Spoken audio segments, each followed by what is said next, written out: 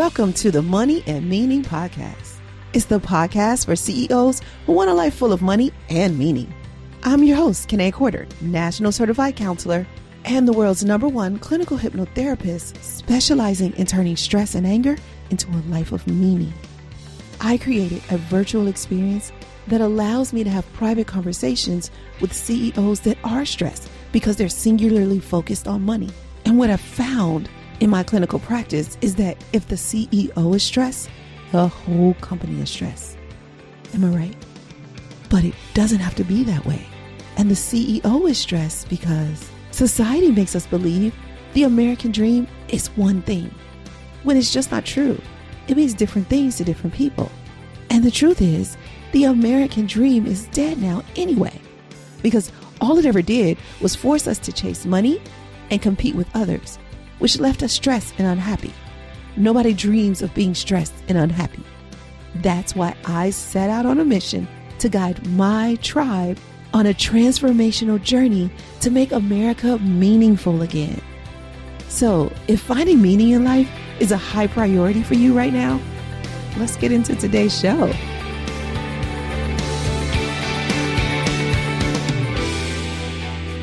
Today, we're going to talk to a CEO who will discuss this topic from a different perspective. What would it feel like to have to sell your family business because it doesn't bring you meaning anymore? And it's basically stressing you out so much that it's making you sick. Our guest today, George Bandarian, had this experience. Not only did he rebuild and sell his family business, but he's also started a new business where he helps startups increase traction so they can raise money and scale. He is the managing director of Value Scaler. He has a passion for helping people. He has a passion for helping promising founders that want to make an impact. Today, we will discuss with him the search for meaning over money, including venture capitalist money. As he shares his journey going from rebuilding a company, selling it, and starting a new project that brings more meaning, he'll give us the insight. So guys, please join me in welcoming our guest today, George Bandarian. Hey, George. Hey, Kanae, how are you? I am great. How are you? Pretty good. Feeling fabulous, all told, given the realities of what's going on, but you got to keep a positive mindset, right? Absolutely. Yes. I did a coaching call this morning and I was like, I'm on a 7. Usually I'm on 10 and I'm usually too much for people. So a 7 is probably where is where I need to be in order to really connect with people. So I was telling the person, I'm like, I'm on 7 today. And they're like, really? Because I can't tell. They're like, can we explore 6? Right. Exactly. And some of the guys I've dated have said, can we go down to 4? Like, so yes, I'm with you in the positivity. I have double doses of it. And I'm excited to talk to you today because I know you have a great story about going after the money and then shifting to the meaning. And so I really want to get down into that. But before we do, the question we ask every guest is, what is your idea of prosperity? Sure. So the way I think about it is self-actualization. We go to our friend Maslow's hierarchy of needs, and if we can cover all the basic building blocks underneath and get to the top one, the top of the pyramid, and living in self-actualization, we're in a good place. And what that means for me is, the second I say that, people say, okay, well, what does that mean to you? What that means to me is just like living your best life, just being your full self and being aligned with your massively transformative purpose in life. And it doesn't mean that you're not going to have issues and still like fail at things or have obstacles and roadblocks, but you're really living your best self. So kind of enamored with this best self concept. And Yeah, I'm with you. I'm kind of in it and out of it. Like whatever is the trend, I try to stay away from it. But best self, like that is it. Like that sounds like the right thing to do. Be your best self. And anything with best in it, I kind of am like partial to best. So I'm with you. I love that. And that self-actualization, of course, talking to a therapist, I'm totally with you and I understand where you're coming from and that self-actualization. And I'll even kind of add my perspective Hmm. because I know when people ask you, well, what does that mean to you? Self actualization, it has the word self in it. So, of course, it has to be what you feel is you actualized. But if we're honest, a lot of our actualization comes from somewhere outward where we're like, okay, well, what can I do with who I am on the inside? How can I pull that out and like affect the world? What would you say about that? Yeah, exactly. And I mean, I think that that was one of my kind of transformative moments was Tony Robbins. Yeah, I'm a big Tony Robbins guy. And as I had sold a business that I had lost passion for, and I'm sure we'll talk about that later. And I was Mhm. kind of in my post-exit identity crisis, which happens to a lot of entrepreneurs, figuring out what I wanted to do. And I was the startup kind of rapidly iterating on myself and trying to figure out what I want to do next and how will I have the greatest impact in life. I sold this business because didn't think that this was the way I could most impact the world. And now I need to figure out how that is. I've always been envious of like, kind of like these are going to sound like bad examples now, but I was going to say Michael Jackson and Britney Spears in the sense that from a young age, they knew what they wanted to be for the rest of their lives, Oh, or even Kobe's and Jordan's and stuff like that. mm-hmm. But that's just kind of not the way it's been for me. And so, especially the last couple of years, I spent time figuring that out. And my point that I was getting to with your question is kind of the breakthrough moment that I had was I was at Date with Destiny a few years ago, and kind of there was this one exercise that Tony does to help you realize like what is that software program that just keeps playing on repeat all the time. And for me, being kind of a left brain strategic guy, it was like, how can I get what I want in this moment? It was all like strategy, optimizing for like getting the desired outcome. And when I rewired that to instead, how can I be the greatest force for good in this moment? That really changed a lot. It kind of went from what I want and what's going to serve me to what does the situation call for? What do they want? What do they need? How can I serve? How can I be the greatest force for good? How can I be the tide that rises all boats in this moment that I'm in? I just try to read that and reflect on that and live that every day. Damn, like you said, how can I be the tide, not one of the boats? you, I never heard like when you said that sentence, it like really hit me because being the tide, most people don't see themselves as the tide. They usually see themselves as one of the boats that gets Mm-hmm. lifted with all the other boats. But wow, that was powerful. I like that a lot, man. Yep, and I'm probably gonna steal it. I should just warn you.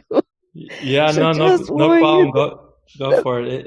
It is. Yeah. Yeah, people do get that wrong sometimes with like the boat that raises all boats or but yeah, it's really that tide. It's that big Yeah, tide. it is. But you're thinking about not necessarily being the tide and raising all the boats as much as you're thinking about, well, I hope the tide raises my boat, you know?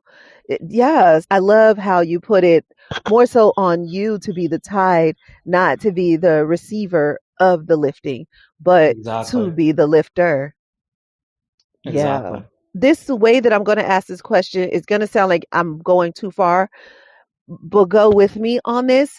So you talked a little bit about having a business that wasn't in line with your overall values and making that shift. But what challenges or what stressors, what kept you from being able to live a life of meaning with this first business? What was in the way with that first business that is not in the way with your current business? Yeah, sure. I mean, that's a great question. So basically, the company that I built was a tech company. We were in the document management and workflow automation space. So we help kind of like big, high volume, high compliance, high paper companies go paperless and automate their workflows. So think of governments, Mm, police departments, law enforcement, schools, colleges, aerospace companies, manufacturing companies. And so for a while, that was great. We're helping companies become more efficient, helping people kind of find the documents they needed and complete workflows more quickly.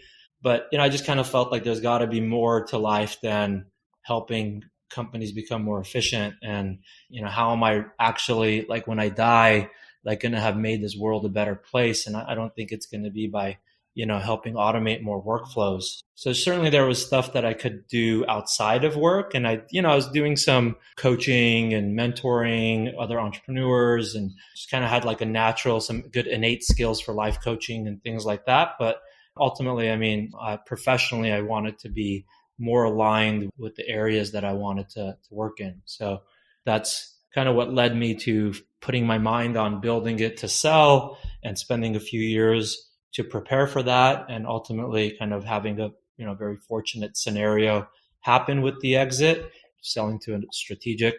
Hard to believe now, but that was 2 years and 2 months ago. Ah, so when you started the business, so what I heard you just say, when you started the business, you weren't thinking about selling. Because nowadays it seems like people are starting knowing that they want to exit strategy. And so you're saying when you started, you weren't thinking about the sale, you were just thinking about growing this business. Did I hear you right? Yeah, so it's a really interesting story to go back in the past. It was kind of like one of these situations where my dad had started the company. It was like Oh, right. this analog kind of microfilm business. And then he had passed when I was a baby. My mom had taken over the business, and she didn't know. Like, she was a teacher, like an immigrant teacher. And so she was left widowed with like baby and a business, but done an amazing job for kind of a couple decades figuring it out. And so when I took it over, it was basically being disrupted. It was an analog business being disrupted by digital. Mm. So, at that point, like, a lot of these things weren't on my mind. I think I felt very fortunate that I had this opportunity to kind of graduate from USC and take over this business. And up until that point, the tender age of 20 years old, like, I kind of had the Midas touch on a lot of things in academics and sports and things like that. So I thought the business would be the same. And I got a big slap in the face that those first 5 and maybe even 10 years, that was when the last economic downturn hit in 07, 08, 09. And so, I was just 27, 28 at that time. And immediately when I was involved, I wasn't thinking about it. But pretty soon, I would say at some point, 5 or 10 years in, I was already thinking about kind of that camp of thinking that you're referring to, which is, building to sell. And, how do I almost engineer this to command the highest price at one day? And I think there's definitely two schools. The other one is, doing something that you feel is meaningful, that you never want to sell, that like, even if they would have to like almost like pay you too much for you to sell it because you enjoy what you're doing, you serving your highest calling. And so I don't think, like, people kind of debate over which one's right or wrong. I think that sometimes you fall into businesses, sometimes things change. Sometimes you open a restaurant because you think that you want to serve pizza and the best tasting pizza to people, but then like 8 years in, you're just kind of tired of that and you want to do something else. So, I think it's okay that things change over time, and just kind of knowing, is this business serving my highest calling or not? And if not, then, what's my plan to get to level up in my life? How do I get to the next step? Yeah. So we talk a lot about sacrifice when we talk about the search for meaning over money. What would you say was your biggest sacrifice while building this company, this family business, especially in those years where you already knew that you were going to start selling? What was your biggest sacrifice? My health. Let's talk about that. Chronic inflammation, eczema on steroids, just arms, neck, face, red, like dry, just totally stressed out, totally very kind of a, past allergic reaction, looking like very like hives, like I dealt with that, like kind of going and coming in different waves, but definitely some really, really bad kind of peaks of how bad it was. Yeah, so that was tough. That was kind of price I paid, and then a long journey into kind of healing. And I was about to go there next. So I want to go a little bit deeper, because did it take you selling the business to heal from this eczema and this inflammation and all that was going on with your body? Or did you start working on that while you still owned the business? Good question. So neither, but both. Okay. It didn't go away when I sold it. I did start working on it while I still had it, and I Hmm. still have to deal with it. So the stress comes from the inside. It's the body's, I've come to believe it's the body is telling me that Hmm. something is off and to pay attention to something. And so that's not tied to the business. I think my body will always alert me. And I think it does for everybody in their own ways. Like people kind of, when they get stressed out, some people get strep throat, some people Mm. get like a shoulder pain or a stomach pain.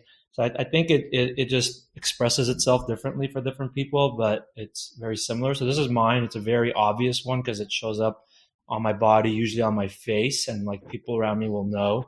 And I mean, so my journey was I did all the allergy tests, I did all the Western doctor stuff, and like, oh yeah, you're in perfect health. Then I started going down the Eastern path, Chinese medicine, and felt Hmm. like we're getting closer, but not quite there. And then one of my other mentors is Deepak Chopra, and Hmm. so kind of went into the Ayurveda path and Yeah.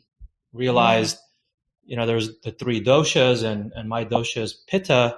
And for pitta, it means that you're too hot, like you're in heat. And so the redness is the inflammation is just heat. Kind of the recommendation, which surprised me, was basically to just stop doing anything that creates heat and to create cooling and calming and centering in my life, which I'd never thought of things that way. So Mm. when I would go Yeah, because run, that would even include food. Hmm. yeah, yeah. So Yep. so that includes food, spicy foods. Yep. I had to cut that out. That included like actual like being like running in the heat or like being Mm. outside in the heat. That included like working out intensely, like heavy Mm. weight training versus doing yoga. So I made all these adjustments that even like alcohol creates heat. As I kind of look down the different categories of life, and obviously stress creates a lot of heat. Hmm. So as I looked down, I could see in every category what was creating heat. And it's not just one thing, but it's the combination of all these stressors that kind of the visual that I have is the bucket gets too full and then it just all spills out into my bloodstream and that's kind of how inflammation happens. So I know we went really deep on this, but I know a big part of your podcast is about the stress and the effects of Yeah. stress. And so I think, that was my journey. If it helps Yeah. anybody, I had to make changes that I never thought I would, or like I didn't a long time ago. I didn't think yoga was like a full complete workout. Now I I love know, doing right? yoga. I love doing my yoga. It's like, so yes, I stay in a cooling, calming kind of centered zone, and I let myself go out once in a while and just get crazy because I have that wiring. But I know that if I do it more than moderation, I'm just going to hurt myself. So I just, I stay away from that. Yeah, and that's interesting because your energy, when I look at your pictures, your energy through the pictures is high. High energy, high impact, intense, like you are intense. And Hmm. so I can imagine that has to be a huge shift in your life. Yep. Yeah, it is. I mean, Yeah. I meditate, 2 to 3 times a day. I just Mhm. meditated before we got on. That helps tremendously. I do my yoga. I changed my workout. Yeah. So it was a big shift, but sometimes like when you kind of reach those lows, you have to make those changes. And I'm actually really grateful for it. That's the other thing, was that the business exit or the business situation led me or exacerbated the issue, but it exacerbated to the point where I had to deal with it, and I ultimately have found a way to keep it in check. So it's kind of like I have the control over the lever now. So that's given power back, and that's all we could ask for. Hmm. Yeah. I have a course on the Insight Timer meditation app called Control the Controllable. And step four is being grateful. And in that, I talked about being grateful for our challenges. And that is not easy to be like, oh, thank you, universe, for sending me this great challenge. Yeah. But that's what I hear when I hear you speak about like you had that low and it from there it transforms you. I heard this that maybe a couple of years ago, a year or two ago, that a lobster has to completely shed its shell and it's painful because it grows to the edge of the shell and it kind of bursts out of the shell. And it's painful, but it knows then that it's time to go. And so it gets out that shell and it waits for the next shell to grow around it. But in the meantime, it's vulnerable. So it kind of goes under a rock, wait for the shell to grow, and then it goes on. But some of these lobsters get really, really big. And if you can imagine that they are outgrowing their shells every whatever so often, that's normal for a lobster. For an American or a human being, we are so adverse to that growth and that pain that we can't be grateful, like, oh, I'm about to go to the next level. No, we're like, oh, shoot, this hurts. But what I heard you say is like, it's like you're glad that happened because you got to this best self person, or you got to at least move forward closer to that best self person. Yeah, exactly. I'll have to look you up on Insight Timer after, like, I've tried Calm and Headspace and all the others for years, but lately I've been a hardcore Insight Timer guy. I love how I could quickly filter and, like, whatever I'm in the mood for, like, get that, and I'll have to check you out on there. Check it out. And you'll love Insight Timer as a company too. They very conscious, and the way they treat the teachers, because 1,000 teachers. I promise you, I feel like I'm the only teacher. The attention and really? That's awesome. They are so They are so good. Yeah. Well, I'm an investor in the kind of the mental health startup space, so I'll have to take a closer look at them. Absolutely. Okay. That's awesome to know. Yeah. And you'll have to tell us more about that. What does that mean exactly? Yeah. So I guess that leads us to this side of the journey where like where am I at now and what am I up to? So I knew, like, I did a lot of soul searching, a lot of asking the powerful purpose related questions. I could share a few of them if you want.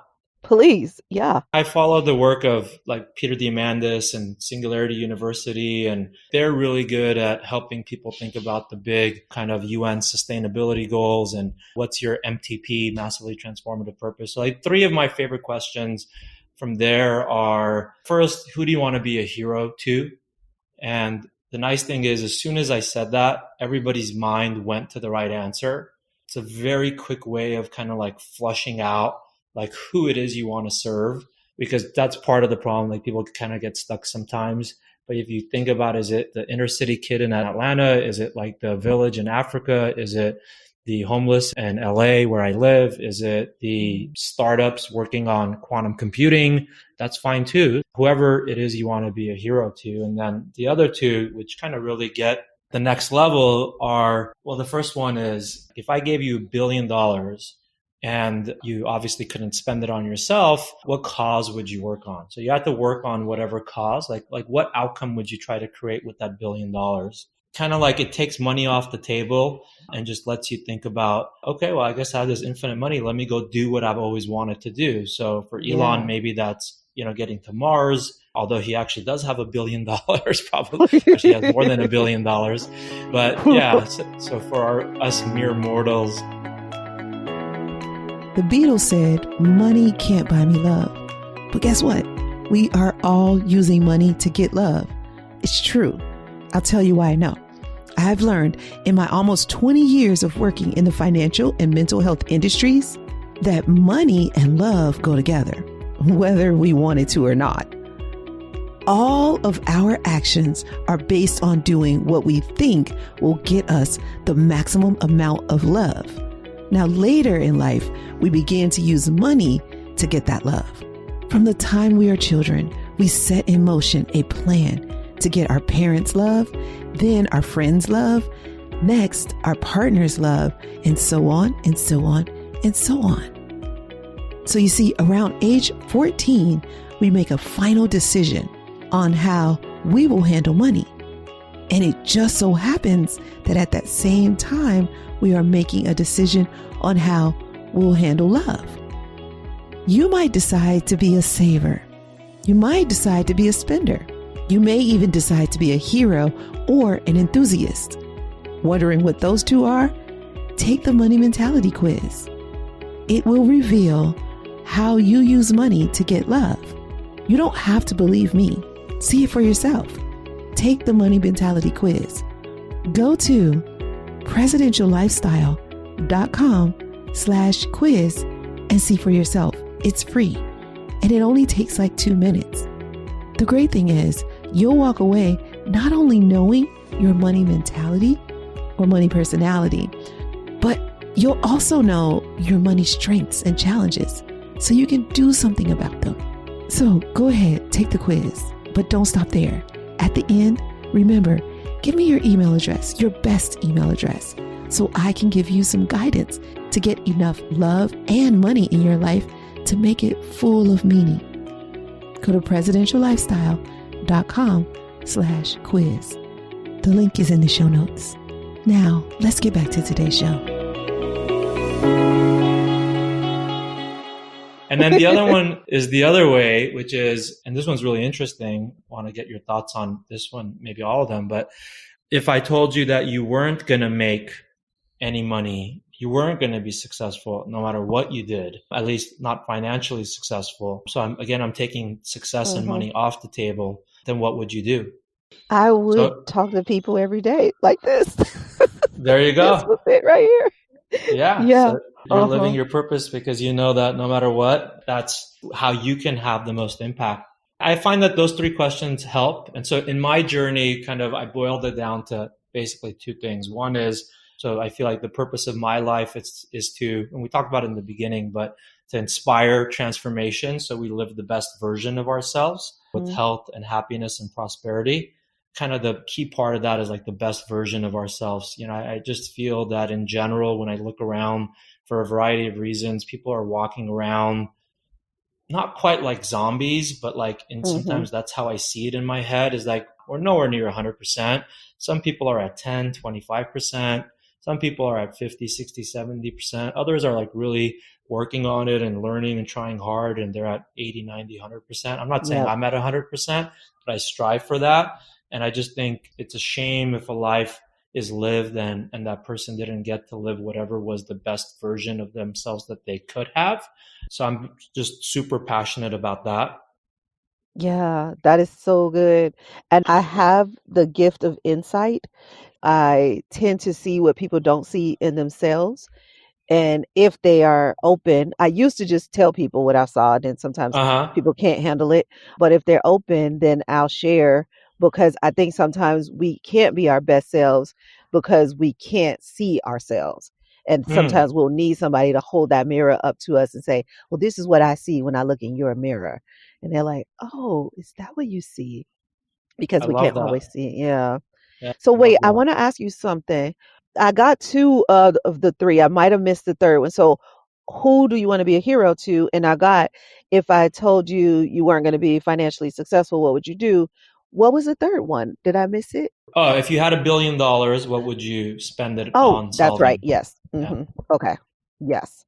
Man, that's a great question too. And it's one of those questions that you could like ponder all freaking day, like all day long. You could just ponder what you would do with this $1 million, because right now, a lot of us have a lot more time on our hands than we usually do. You need questions like this, these full questions, to begin to introspect, 'cause we do so much outward stuff, which you talk about being thankful for challenges. I don't like the whole social distancing and quarantine. Yeah, I feel like it at least makes us think about, one, what's really important. Now when these doors open and I'm able to go out and do whatever I want to do, what is going to be really important for me to do? And then 2, what was I doing before that I could totally dismiss from my life now? None of this has to happen, because when you begin to ask yourself these powerful questions, because we really are only as powerful as the questions we ask ourselves, because as we start to answer them, if we're honest, we have to shift like you did. So I want to take this a little bit deeper, because you were going into this new career, this new business, the new company that you have. You talked about mental health being part of that. How does what you do now bring meaning? Sure. Kind of what I shared was just generally, like, I feel like that's why I'm here on this earth, and what I want to do is just helping people live their best lives. And then specifically, kind of more concretely, as it relates from and how does that show up professionally? It's kind of what I figured is either I could go try to start a company and do that for the next decade or so, or identified as part of all the soul searching work, I identified my superpowers and, kind of I'm really good at the coaching and the networking and kind of the business building side of things. And so what I decided and what I got to was that I could make more impact if I actually guide and accelerate some of the smartest founders that are solving the world's biggest problems, basically being a tech startup founder, coach, and investor, raising a fund, an accelerator, running masterminds. There's different ways that it's manifesting, and it could manifest over time. But in essence, I'm basically helping other founders so I can, work with 10 per year. Over 10 years, that could be like 100. And so I could potentially have a lot more global impact by helping more founders grow amazing companies, invest my and other people's money into those founders and their companies, and really kind of get the satisfaction of being that mentor coach, helping them live their best lives, helping their employees live their best lives. And then obviously that allows them to serve their customers in whatever space they're in. Kind of the side of things that I'm passionate in is the self-development, breakthroughs and transformations, but it kind of generally falls under mental health. So that mental health specifically is the space that I am particularly interested in, but that shows up in different things. I mean, it could show up in a media and entertainment startup. It could show up in a AI startup that's kind of developing like a life coaching AI, or, somebody could be doing a documentary on what helps give meaning. Oh, that would be you. You felt that one coming, didn't you? Yes, I did. I was like, yes.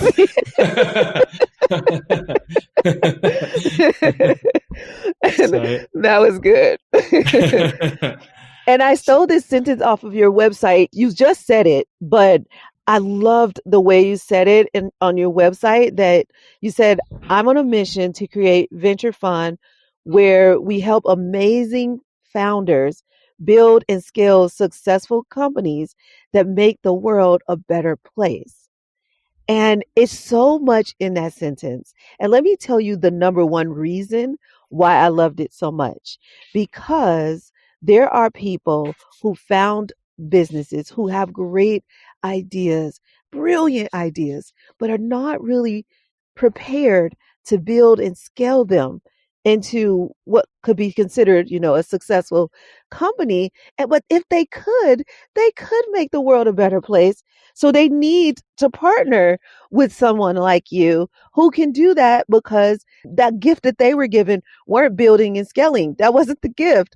They were given the gift of whatever, therapy or whatever the gift it was that they were getting. Or like you said, maybe they created a software, but they don't know how to build and scale. And collaboration is just, to me, it's like the best thing ever. Like that is, without collaboration, most things in the world would not even happen. And as an African American, I love collaboration because this takes us on a whole nother level. But really, we would not be out of slavery if there wasn't some collaboration. If somebody else did not step in and say, this can't happen anymore. We got to collaborate. We got to get together and we got to end this. And that alone, like just knowing how much can come out of collaboration, and that sentence you said, that's what I hear in that sentence, is the collaboration. Can you tell me about that? Because that's where I find the meaning in your website. That's where I found meaning. Right. That's interesting. My experience with that is when we were talking about like when I was in my early 20s, and I really just kind of like felt like I was on an island. And again, I went from like kind of feeling like I had the Midas touch. It was difficult. Like as a little 20-year-old, you can't change the fact that an entire industry is being disrupted by digital. Like you can't will your way. You have, right? So like ultimately that difficult journey, I was able to get into some amazing CEO peer groups where I was able to learn with and from other founders. I was able to get some great mentors that really helped me. And I saw where, one of my early experiences was like a mentor would not like suggest things, like he would just tell me the right answer. Like the first one or two times I kind of questioned that. And then I just saw every time he was like 100% right. I realized what the value of a mentor who's been there, done that was. Like, he had grown a Yeah. large publicly traded company. And so, like, when it came to advising on certain employee issues, he would say, fire her. Like, you don't need that on your team.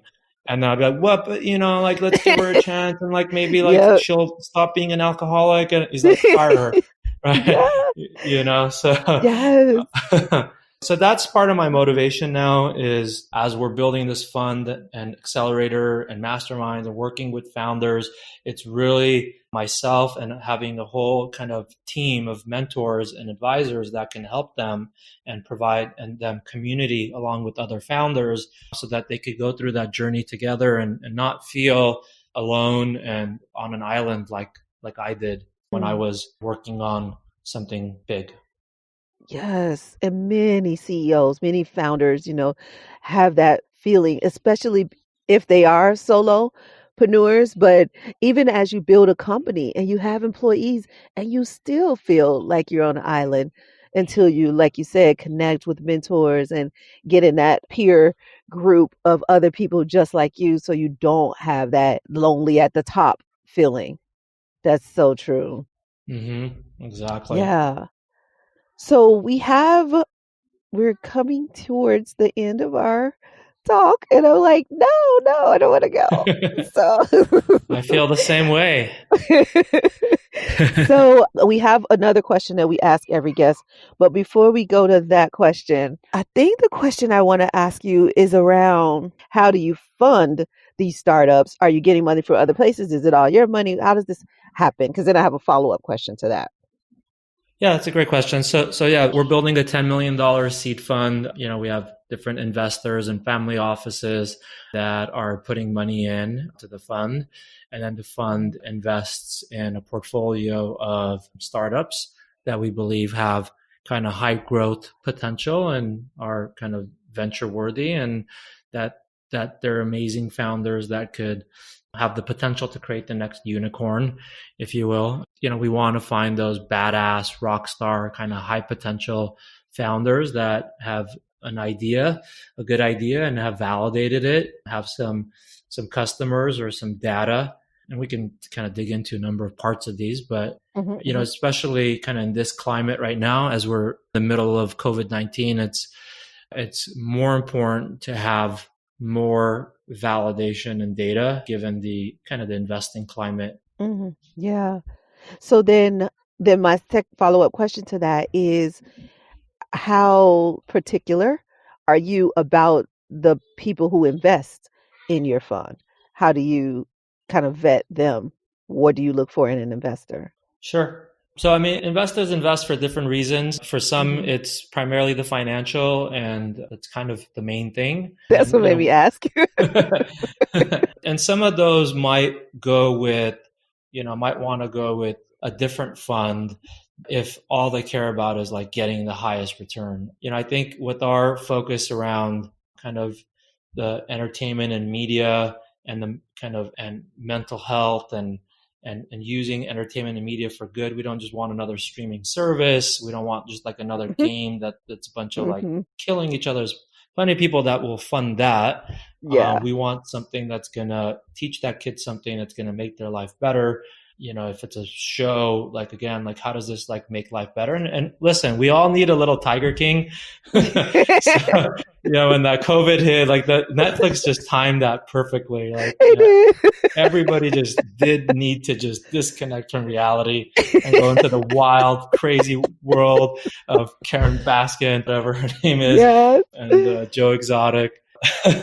But yeah, so with our investors, I think that they're going to be the ones that a lot of what we're talking about today resonates with them, and they're looking to put their money into investments that could make the world a better place, and that they have some angle or some value add that they could contribute as a mentor, as an advisor, as some kind of a subject matter expert that would be great to pull in one or more of the portfolio startups at some point. They want to get access. They want to see what the latest and greatest is with technology, and they want to kind of be part of a cool community of other investors. And then also they want to be able to help the startups and kind of live not vicariously through them, but be able to have that feeling of being part of that and having some role in that. So those are the ones that are particularly kind of a good fit for our fund. Yes, that makes so much sense. And I figured that's what you would say, but just kind of wanted to hear that. And that is so cool because there is that investor does exist and probably not enough funds that are, I guess, impact related, or conscious, Hmm. that you, so to speak. And coming from Morgan Stanley, there weren't a lot of just, thinking of funds in themselves, like mutual funds, not necessarily venture capital funds, but there were not a lot of funds if you wanted to stay really lean and stay very passionate. If there were like passion stocks or whatever you had, a lot of times there was not a lot for you. And if you did want to do that, then you really did have to give up a lot of return to do that. And what I hear you saying is money is still important, like a return is still important, but meaning is just as important. Try to get both of those in this target that we're hitting. We're not choosing one over the other. We're trying to hit both. Is that what I hear you saying? Exactly. Hmm. And that you're going to have like a role, right? Whereas like even there's more established impact funds that have done great, but they're Yep. generally going to want to take the money and say, okay, well, we'll provide you the dividends, See it. in Hmm. 5 to 10 years as these startups kind of exit or IPO or whatever the case is. And I think that's the other thing about like working with like a new fund with a manager that's wanting to really do something special and surround themselves with with great people, is that it allows you the opportunity to kind of be on the inside and be part of that journey, as opposed to kind of just putting your money in, even if it is a conscious fund. Yes, so good. I cannot believe it's at the end.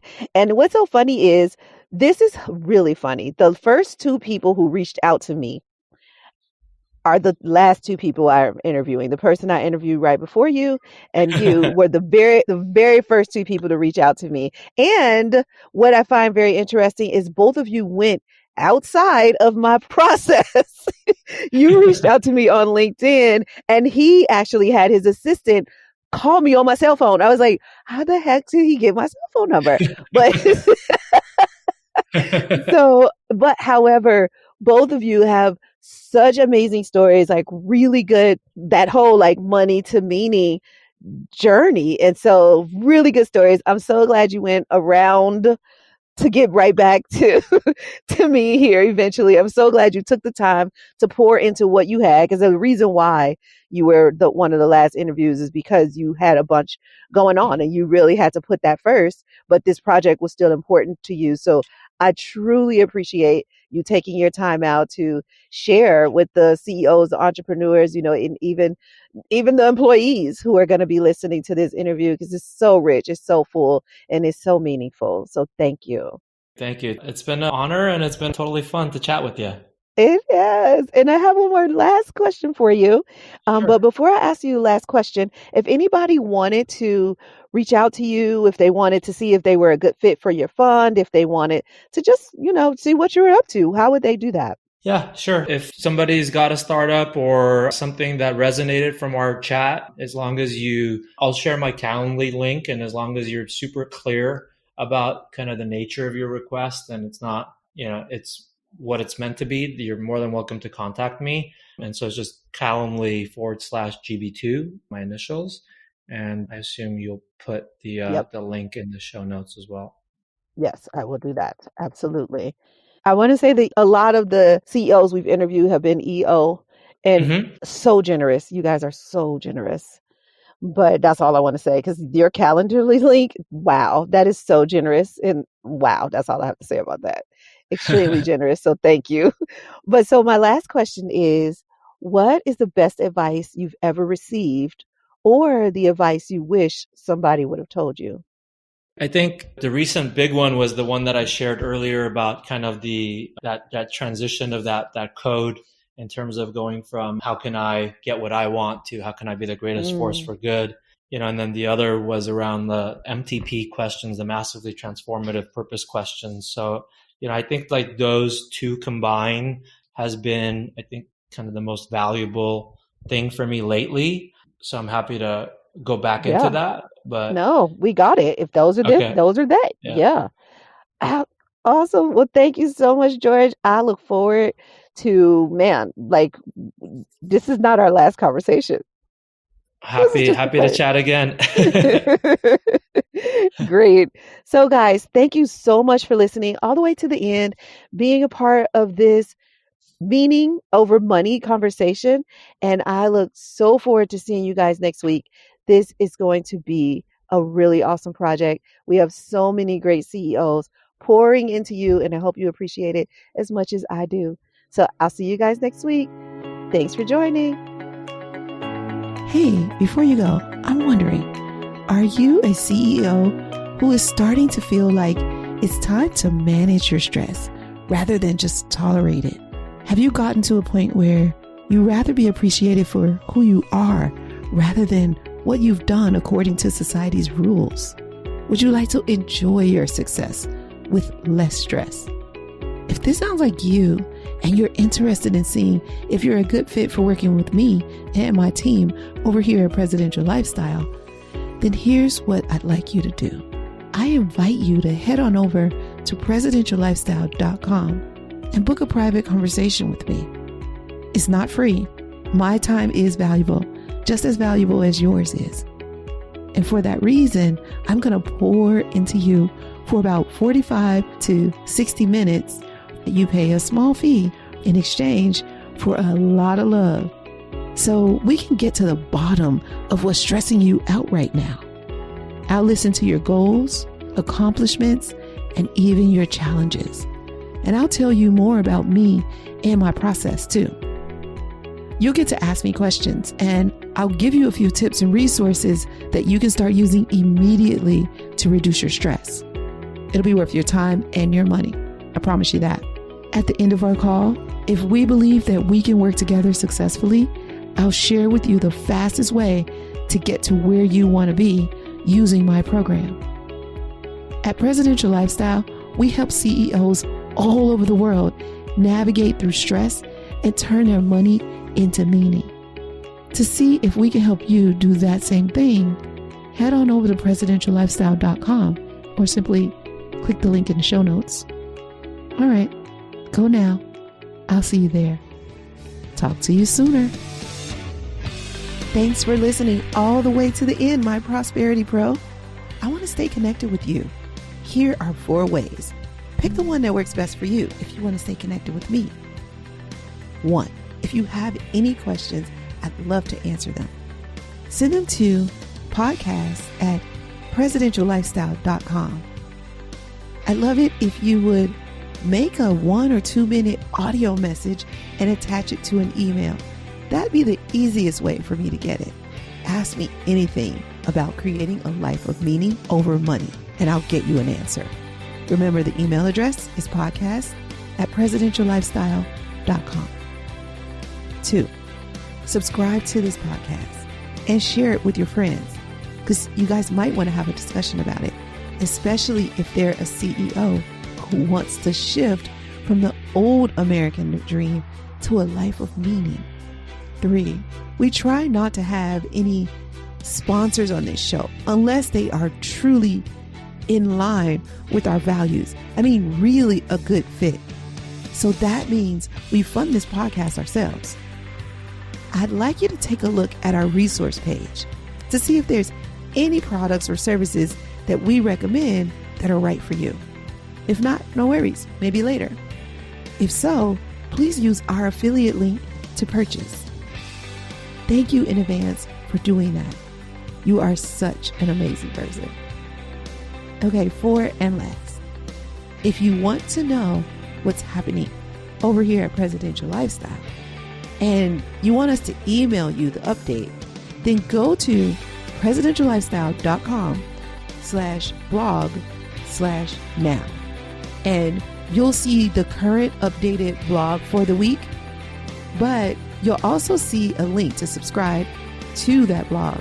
We can email it to you if you like. That's presidentiallifestyle.com/blog/now. Don't worry, you don't have to remember that link or any links. They're all in the show notes. Oh, and I forgot to say, If you're enjoying this podcast, go ahead and leave us a review and tell us how much you're enjoying it. And now for the legalese. This podcast is not to replace professional counsel. The best advice is from a professional who knows you and your specific situation. The topics discussed in this podcast are general in nature and for informational or entertainment purposes only. We encourage you to meet with a professional that you can discuss your specific situation with. Whether you choose us or someone else, one-on-one counsel is important, whether it's a financial, therapeutic, legal, or other decision. So that's all for now. I'll see you next episode. And remember, you can have wealth in all of its forms. Believe it, and you'll soon see.